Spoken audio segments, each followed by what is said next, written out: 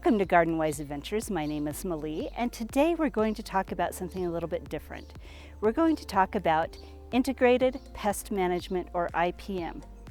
Now, that is something that is well known in the landscape and agriculture industry as the way of controlling pests. Now, it is not one specific method. It's basically using the least harsh methods first, working your way through a set of steps, and then only using the harsh chemical control when it's absolutely necessary. And today we're going to go through some of those steps.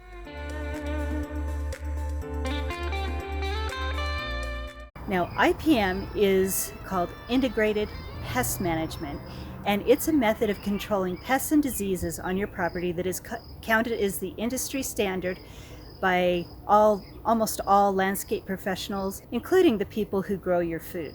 So IPM is a method of pest and disease management that starts with knowing your property. You need to know your property, know your soil, know the weather conditions on your property. And then you need to understand the plants that you put on your property. What plants are the best for your property and the best for your conditions? Are your plants getting enough sun? Are they getting enough water? Are they getting enough fertilizer? You need to understand the conditions on your property and what your plants need.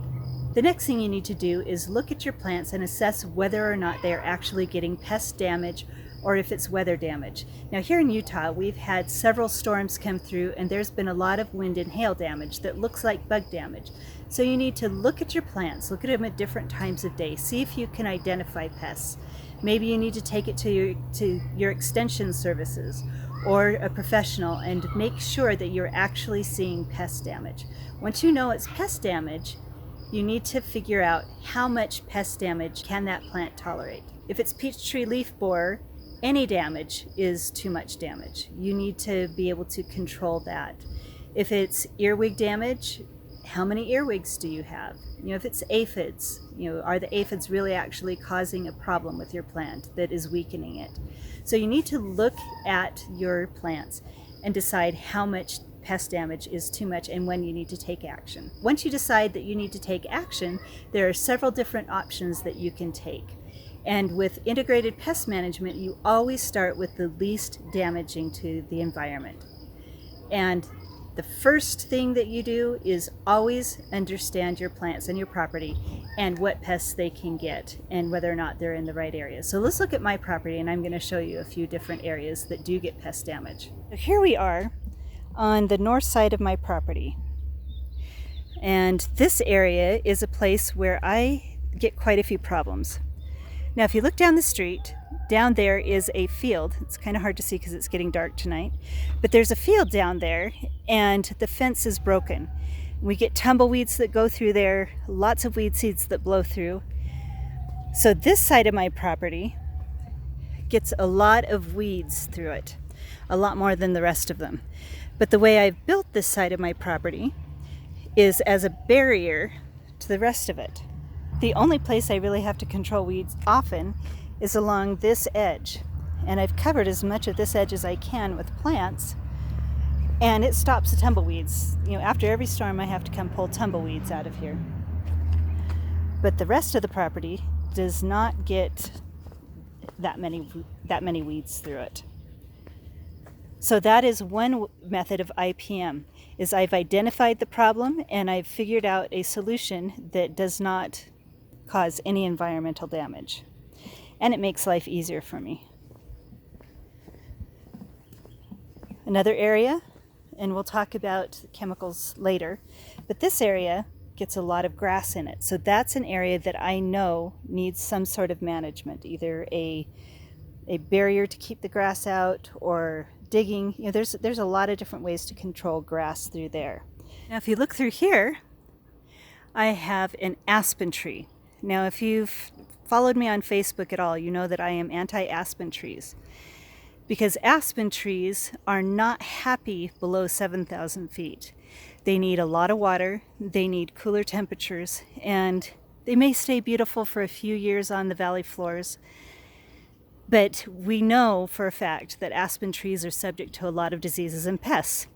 So by having aspen trees on my property, I cannot expect them to stay healthy forever. So that is one method of pest control, is plant the proper plants in the proper places.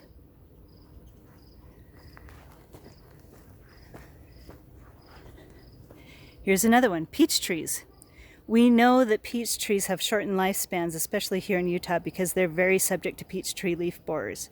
We know that we need to do some sort of pest control on peach trees. Cherry trees are very subject to fruit flies, the cherry fruit fly worms. So we've got to find a method to control those. If we look at our gardens, tomatoes have various pests and diseases, but if you raise them correctly and rotate them, then you can actually eliminate a lot of the pests and diseases. They like good, deep waterings on a very regular schedule. They don't like to dry out between the waterings.